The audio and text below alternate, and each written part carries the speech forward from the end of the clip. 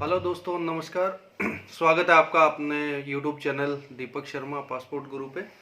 दोस्तों, पिछले यूट्यूब जो वीडियोस बनी हैं उसमें आप लोगों का काफ़ी अच्छा रिस्पांस मिल रहा है और काफ़ी मेरे दोस्त जो है पूछ भी रहे हैं कमेंट्स सेक्शन में, और मैं कोशिश कर रहा हूँ कि सभी का जवाब उचित तरीके से दिया जाए। और चलिए दोस्तों, आज बात हम करेंगे कि एक तो दोस्तों कोर्ट केसेस जो होते हैं, कोर्ट केसेस में हमें सबसे पहले क्या बात ध्यान रखनी है दोस्तों, कोर्ट केसेस। और दूसरी बात करेंगे हम कि हम अगर अपना पासपोर्ट का फॉर्म खुद अपने आप फिल नहीं कर पा रहे हैं किसी वजह से, तो उस केस में हमें क्या सावधानियां बरतनी है दोस्तों, ताकि आगे कोई दिक्कत हो तो वो उसमें आपको ज़्यादा परेशान ना होना पड़े। कोई भी जो है प्रज्ञा केंद्र से या किसी साइबर कैफ़े से भरवाते हैं आप, तो उस केस में आपको क्या चीज़ करनी है दोस्तों। चलिए सबसे पहले हम बात करते हैं कोर्ट केसेस की दोस्तों। दोस्तों, किसी कोर्ट केसेस किसी पे चलना कोई बहुत बड़ी बात नहीं है। कोई इशू, कोई झगड़ा, किसी वजह से आपका कोर्ट केस चल रहा है या प्रॉपर्टी को लेके या किसी भी चीज़ को लेके दोस्तों, और आप अपना पासपोर्ट बनवाना चाह रहे हैं, तो उसमें मैं बता देता हूँ कि सबसे पहले आप अपने फॉर्म में डिक्लेयर जरूर करिएगा दोस्तों कि कोर्ट केस चल रहा है। जब आप फॉर्म भरवाते हैं तो उसमें ऑप्शन आता है कि किसी प्रकार का कोर्ट केस तो नहीं चल रहा है, उसमें आप केस नंबर वगैरह डाल सकते हैं दोस्तों। और उसका फॉर्म में डालने के बाद आपको ये ध्यान रखना है कि कोर्ट केस के समय आप जब कोर्ट केस से आपने वकील के थ्रू कोर्ट से एनओसी ले लीजिए पासपोर्ट बनवाने के लिए दोस्तों।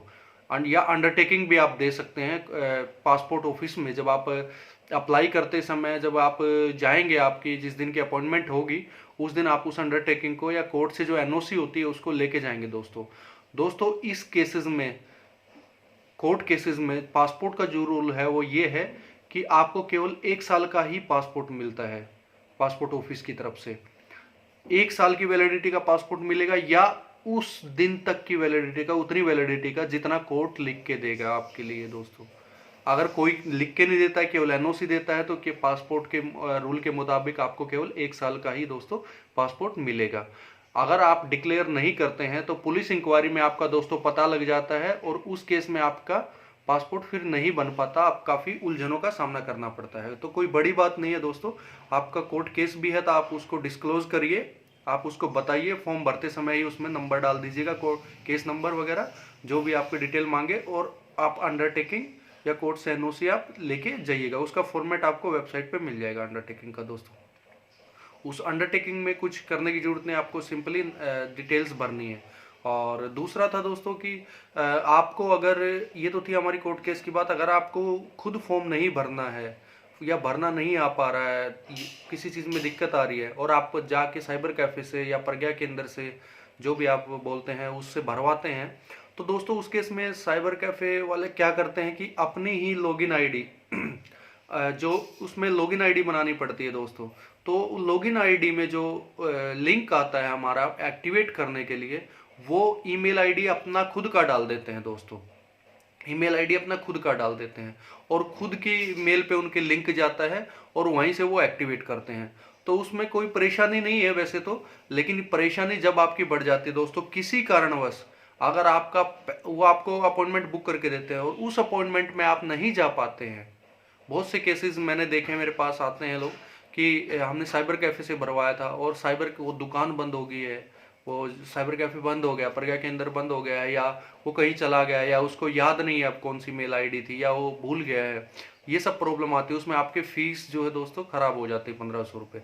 क्योंकि मैं आपको पहले ही बता चुका हूँ कि ये 1 साल वैलिड रहती है 1500 रुपये, और 3 टाइम तक आप अपना रिशेड्यूल कर सकते हैं, कम से कम 3 बार तक। अगर आपने प्रज्ञा केंद्र से भरवाया और आप उस समय उस दिन नहीं जा पाए किसी कारणवश, या उस दिन गए आप और नहीं आपका कोई काम हुआ, आपको दोबारा कोई डॉक्यूमेंट्स लेके जाना है, कोई भी ऐसी स्थिति आई दोस्तों, तो उस केस में आपको बहुत दिक्कत आ जाएंगी। अगर प्रज्ञा केंद्र वाला भी उसको याद नहीं रखता है तो, या तो आप एक काम करिएगा, उनसे लॉगिन आईडी अपना और पासवर्ड जरूर लिख के ले लीजिएगा, ताकि जब भी आप रीशेड्यूल आपके अपॉइंटमेंट करनी पड़े या आपको इंक्वायरी अपॉइंटमेंट बुक करानी पड़े तो बार बार वहाँ ना जाना पड़े। और दूसरे में कुछ एक क्या देखे हैं मैंने कि कुछ एक ज़्यादा चार्जेस भी करते हैं कि दोबारा आपको अगर अपॉइंटमेंट करानी है तो 400 रुपये लगेंगे, 300 रुपये। मेरे पास ऐसे लोग आए हैं।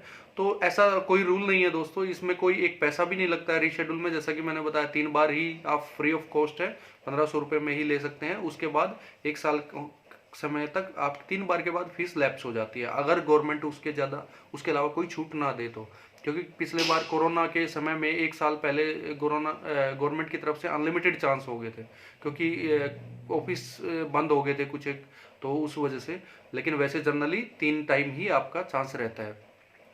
तो उसी चीज़ को ध्यान में रखते हुए आप जब भी अपना फॉर्म भरवाएं, अपना लॉगिन आईडी और पासवर्ड जरूर ले लें, और उसको अपना कहीं ना कहीं सेफ रखें, अपना लिख के रखें या उसका फोटो खींच कर रखें, ताकि वो आगे आने वाले समय में आपको दिक्कत ना हो रीशेड्यूलिंग में दोस्तों।